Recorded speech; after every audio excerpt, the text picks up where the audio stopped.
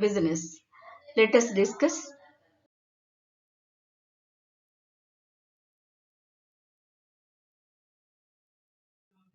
The states regulate insurance by regulating the companies that develop the policies and sell the insurance. States began regulating insurance companies by granting charters that authorized their formation and operation within the state. But there were few other requirements.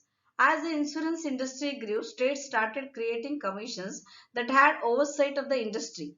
New Hampshire created the first state insurance commission in 1851.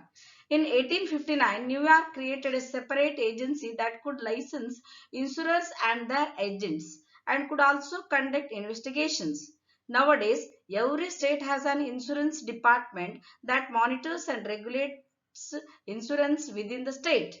Insurance regulations consist mostly of state laws and other regulations regarding the solvency and markets of insurance companies. Solvency regulations seek to ensure that the solvency of insurers is maintained and to remedy the effects of an insolvency when it does occur.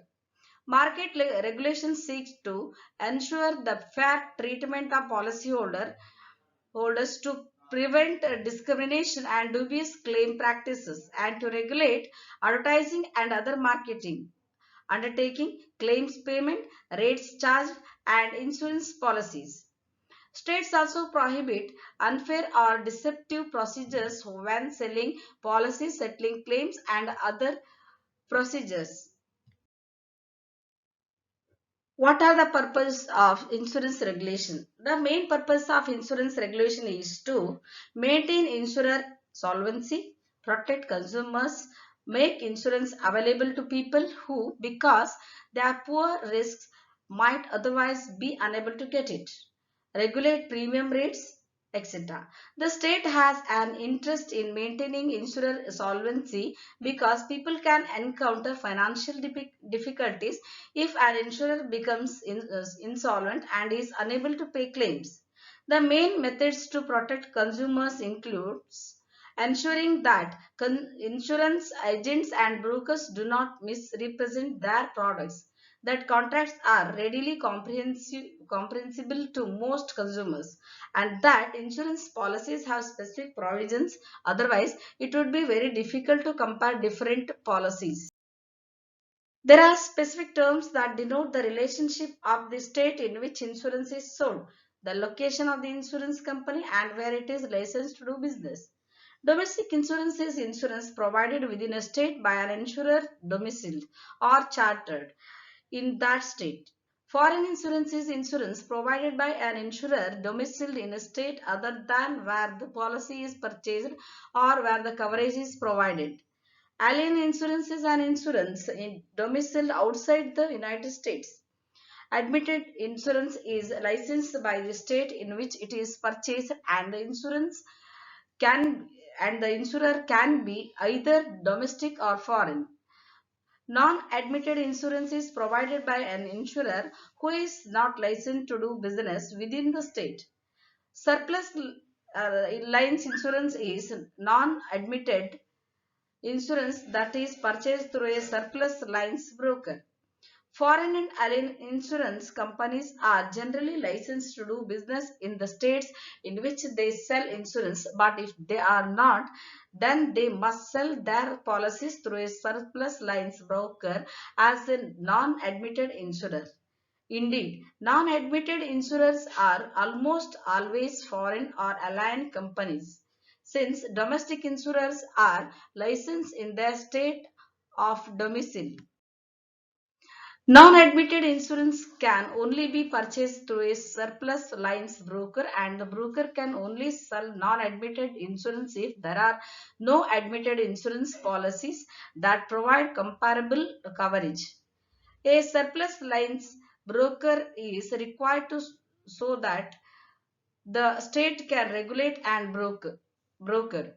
Since it cannot regulate a non-admitted insurer, however, many have argued that the need for a surplus lines broker is unnecessary, since almost all non-admitted insurance is purchased by large companies that have the legal and financial wherewithal to evaluate the insurers and their policies themselves.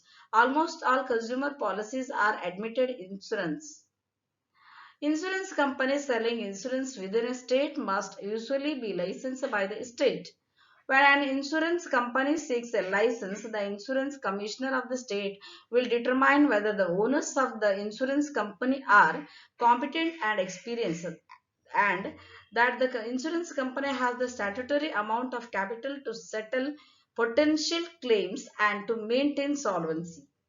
The amount of capital that the state requires the insurance company to have will vary according to the state, to the type of insurance that the company is selling, and whether it is organized as a stock or mutual company. Regular audits and solvency testing. One major concern of the states is the solvency of the insurer. If the insurer becomes insolvent, it could hurt its customers substantially, and since the states provide assistance to those whose claims are not paid because of an insolvent insurer. The states have a vested interest in maintaining insurer solvency, and thus it regularly reviews domestic insurers for signs of financial problems. Every insurance company must file quarterly and annual reports with the insurance department of each state that does business and with the NAIC. Independent actuaries must affirm that the insurance company has adequate reserves. About once every 3 to 5 years, each insurer is audited by the state in which it is domiciled, and there may be representatives from other states in which the insurer does business that may join the audit. Since most insurance companies are domiciled in one state but do business in many states, auditing only domiciled insurance companies greatly reduces the audit expenses and prevents duplication of efforts both for the state and for the insurance company. The NAIC, that is Insurance Regulatory Information System, monitors the solvency of insurers based on the annual reports submitted to it. The financial information is analyzed by the Financial Analysis Solvency Tracking FAST system, which assigns a score to each company based on financial ratios and other financial indicators. Ratios outside of normal ranges for most insurance companies may indicate financial problems. So, those companies are flagged for greater scrutiny by state examiners. FAST is used to prioritize the examination of companies to those with the worst scores so that corrective action can be taken before the companies fail. Another method to help prevent the insolvency of life insurance is that risk-based capital, that is RBC, requirement developed by the NAIC. RBC rules changes the amount of capital and surplus that must be maintained depending on the underwriting, investment risk and off-balance sheet risk of the insurer. For example, an insurer that invests in riskier assets will have a higher risk-based capital requirement than an insurer that invests conservatively. All states have solvency laws and guarantee funds to help failing insurers or to at least maintain coverage and pay the claims of customers of insolvent insurers. When an insurer fails, the policy owners may be forced to give up some rights, such as access to their money for a specific amount of time, or in the case of life insurance, the policy holders may receive less interest than the minimum that was guaranteed by the life insurance contract. When the insurer's surplus falls below the minimum level required by the state in which the insurer is domiciled, the State Department will first try a rehabilitation. If that fails, then the state will use liquidation, or if it is a small insurer, the state may arrange to have another insurer take over the business. Although some of the laws of most states are based on the 1989 NAIC Guarantee Fund Model Act, there are differences in who is eligible and their benefits. Most of the money for the guarantee funds comes from assessments on insurers To protect policyholders, state restrict the investment activities of insurers, generally requiring that most investments be in safe securities such as treasuries. Riskier assets are limited to a small specified percentage of admitted assets. Generally, the investment limitations are stricter for life insurers than for property and liability insurance, because life insurers hold much more of the policy owners money that will eventually have to be paid, whereas the premiums for property and liability insurance are used to cover losses within the covered period. Group supervision. An insurance company that belongs to a corporate group may be exposed to risks posed by other members of the group, which was well illustrated by American International Group AIG. Although AIG was regulated by the Office of the Thrift Supervision, it had an unregulated financial products division that sold credit default swaps that later caused a great liability for the company. When AIG started to fail, its life insurance companies were also financially stressed. Consequently, group supervision was required to effectively monitor the financial stability of insurance companies within corporate groups. The NIC has adopted the Solvency Modernization Initiative, that is SMI, to better assess the risk imposed on insurance companies by holding companies or other members of the corporate group and their enterprise risk management policies. To mitigate the risk imposed by insurance company groups, the NAIC Model Holding Company Act was adopted by the NAIC and later modified to regulate some interactions between the insurance company and its group. For instance, interactions within the group that may pose a risk to the insurance company must be reported to the insurance commissioner, and some transaction must receive prior approval, such as the payment of dividends to the parent company. This act was also allowed this act also allowed insurance commissioners to examine certain non-insurance transactions within the group. Authorized supervisory colleges consisting of regulators from different jurisdictions to conduct examinations of the group and require that the insurance companies file a new enterprise risk filling form, that is Form F, to report on possible risk within the group. Also, as part of the SMI initiative, the NAIC has adopted the Risk Management and Own Risk and Insolvency Assessment Model Act. Becoming effective in January 1st, 2015, the Act created a new regulation, the Own Risk and Solvency Assessment (ORSA), that requires insurance companies to assess their own current and future risks that may impair their ability to meet future obligations. ORSA must be conducted annually by all single entity insurers that write more than $500 million of premiums annually, or insurance groups that write more than $1 billion of premiums.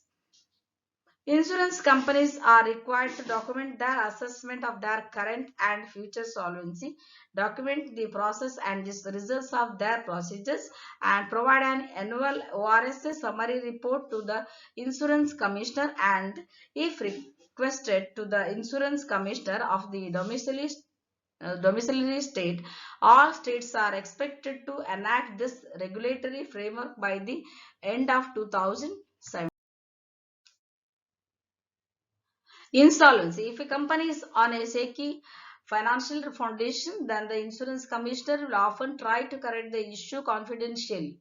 However, if the financial stress is greater, then the commissioner may petition the court to be appointed as the receiver of the company, allowing the commissioner to control it. Common rehabilitative efforts include seeking reinsurance with other companies or merging with a stronger insurer. In the worst cases, the court may be petitioned to liquidate the company, in which case the receiver would distribute the assets of the company according to state law. Expenses of liquidation rank first in priority, with policyholder ranking second, so the policyholder will receive assets before any other creditors. State and solvency funds compensate policyholders if assets are insufficient. Insolvency funds all have deductibles and a limit on payouts. Property and liability insolvency guarantee funds operate by assessing any loss on insurers within the state proportional to the amount of business that they do in that state. Some states, such as New York, assess a tax before the solvency occurs to maintain a fund for insolvencies. The insurers can deduct the tax from their premium taxes. Regulation of reserves. Because insurance companies collect premiums before they must pay out their liabilities as a result of their insurance sales, insurance companies must maintain minimum policy reserves to cover future liabilities. Policy reserve regulations are stricter for life insurance companies since there is a typically long duration between the collection of premiums and the payout. These policy reserves must be reported as liabilities in their accounting statements. Property and liability insurance can only report premiums as income after the premiums have been earned, meaning that the duration of coverage purchased by the premiums has elapsed. Property and liability insurers must maintain an unearned premiums reserves to cover expected future losses and an additional loss reserves to cover claims that have been reported but have not yet been paid and not yet reported claims. State laws determine how these reserves are to be calculated. Regulation of investments. Insurance companies make investments to use the money that they hold, which helps to keep insurance premiums lower. However, insurance companies are not permitted to make risky investments since the future value of these investments cannot be known with any reasonable degree of certainty. Hence, to ensure solvency, states require that insurance companies invest in safe securities, otherwise known as investment grade securities, including most government securities, Canadian bonds, mortgage loans, and investment grade corporation bonds. Insurance companies may also own some preferred or common stock as a small percentage of their portfolio. Generally, the percentage of riskier insured investments that can be owned by life insurance is smaller than is allowed for property and liability insurers. Typically, common stocks compose only 5% of the portfolios of life insurers and 15% for property and liability insurers. Policy forms. All states also regulate policy forms by requiring their approval by the state insurance department before they can be used in state. The main purpose for regulating policy forms is that most insurance contracts are complex and are difficult for most people to understand and to compare with other policies. Also, insurance could leave out important or expensive provisions to offer low prices, which many people probably wouldn't notice. Thus, states have minimum requirements for insurance policies that may include certain provisions, minimum guarantees, and cancellation rights. Most contract provisions of insurance policies must be approved by the insurance commissioner, and in most states, most forms cannot be presented to the public before they are approved. New endorsements must also be approved. However, in some states, new forms of or changes also have to be filed with the insurance commissioner, but they may have to be withdrawn if the commissioner disapproves. Rate regulations. Generally, rate must satisfy the broad objectives of being adequate enough to maintain the insurer's solvency, but also be fairly priced and not be unreasonably discriminating. Non-discrimination means that any differences in rates should be based on actuarial criteria, where the expected loss of the class justifies the premium. And even where there is a justification, insurance companies still cannot discriminate when it is against the law. For instance, auto insurance rates for males was higher than for females because they had a higher accident rate. Now, since federal law prohibits discrimination based on gender, no consideration can be given the gender. The principal rating laws can be categorized according to whether approval is required to change rates and when the approval must be obtained in regard to the actual changing of the insurance premium.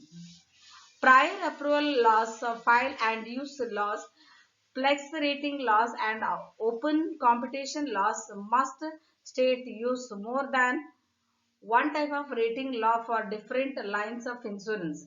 Prior approval laws, flex rating laws, the file and laws, open competition laws. These are the different types of line insurance.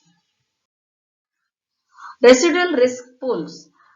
Insurance companies make profits by excluding risky people through their underwriting standards. Therefore, most states require that insurance companies participate in the pooled risks where they must accept some of the riskiest individuals and offer them a subsidized premium so that they can afford it or they are willing to pay for. The number of these individuals that each insurance company must insure is commensurate with the number of policies that they have written within the state. Agents and brokers. State also regulate the conduct of agents and brokers, especially in regard to selling, rebating and twisting are specifically prohibited. Rebating is when an insurance agent or broker gives part of his commission to the insured as an inducement to buy the policy. Twisting, duping the insured with a false information or comparisons to change already owned policies to those that the agent or broker is selling is also prohibited. Forbidden conduct also includes misrepresentations of insurance contracts. Insurance premium taxes. Most states charge premium taxes on insurance premiums, which average around 2% of the premiums. The tax varies according to the state, thus and sometimes according to the type of insurance. Premium taxes are almost never itemized on the customer's bill but included in the premium. Originally, the purpose of the tax was for insurance regulation. Nowadays, states collect much more than they need for insurance regulation. Thus, it is just another hidden general tax. We have come to an end of the video. The other things, contract, underwriting, so many things are there, and other principles and all this we will discuss in the next video. Until then, uh, we just will be departed. Thank you, one and all those who are listening. Thank you.